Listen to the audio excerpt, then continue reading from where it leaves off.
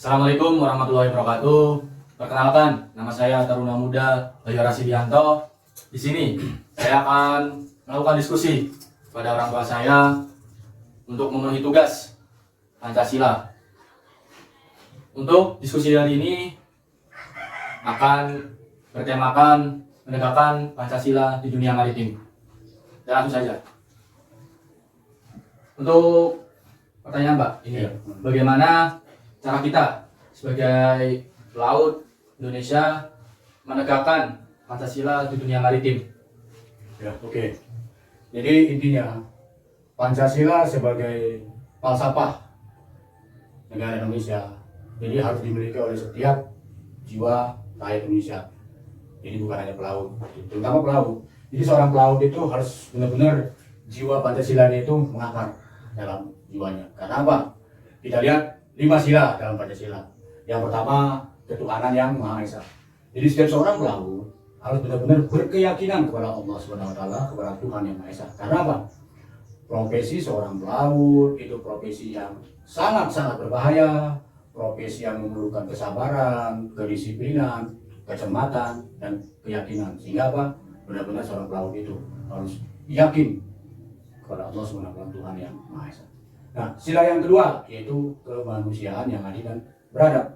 Jadi setiap seorang pelaut, terutama seorang perwira, benar-benar harus memiliki jiwa kemanusiaan. Jiwa kemanusiaan selain kepada sesama perwira, juga kepada anak buahnya, abk-nya. Jadi benar-benar harus memanusiakan manusia. Yang ketiga yaitu persatuan Indonesia.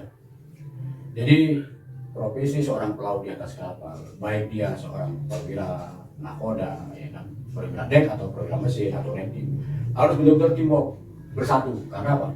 Tanpa ada persatuan, tanpa ada kerjasama, tidak akan pernah bisa berjalan sukses suatu pelayaran. Karena apa? Dalam dunia pelayaran itu ada yang namanya master race.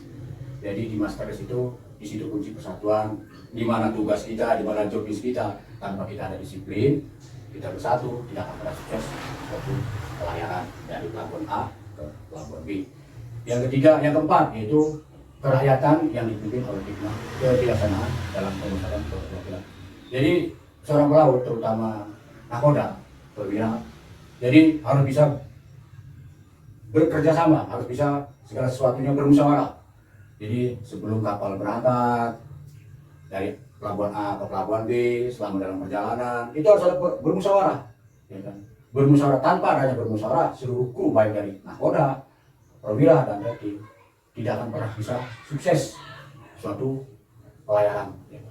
Yang kelima yaitu keadilan sosial bagi seluruh rakyat Indonesia. Nah, di sini terutama seorang perwira, seorang nakoda atau seorang KKM harus bisa berjiwa adil, harus bisa dia memberikan mana yang menjadi hak anak buahnya. Karena kamu nanti di atas kapal menjadi seorang perwira mesin. Jadi seorang perwira mesin itu harus bisa memanage ruang lingkup. Karena ruang lingkup walaupun job desk-nya mesin, tapi sesungguhnya job desk-nya sebuah kapal. Bagaimana biar kapal, muatan, dan kru selamat dari pelabuhan A ke pelabuhan B. Makanya kuncinya di seorang pelaut banyak belajar, banyak bertanya, dan selalu bekerja sama di atas kapal. Bapak rasa itu penjelasannya tentang Pancasila di dunia maritim. Nah, untuk pertanyaan terakhir, saran dan motivasi untuk para pelaut Indonesia dan para calon-calon pelaut yang akan berlayar nantinya. Jadi untuk para, terutama untuk kamu calon pelaut, banyak belajar, banyak bertanya. Karena apa? Seorang pelaut, ya kan, sesungguhnya itu pendidikannya itu nanti di dunia pelayaran. Gitu. Karena pelaut itu tercipta bukan karena laut yang tenang. Jadi intinya apa? Apa yang dikatakan kata-kata itu bahwasanya seorang pelaut itu menjadi dia mahir, menjadi dia profesional itu karena pengalaman. Makanya tanamkan Pancasila dalam jiwa seorang pelaut.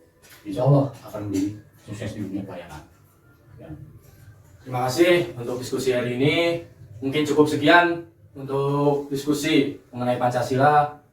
Saya ucapkan terima kasih. Selamat pagi. Assalamualaikum warahmatullahi wabarakatuh.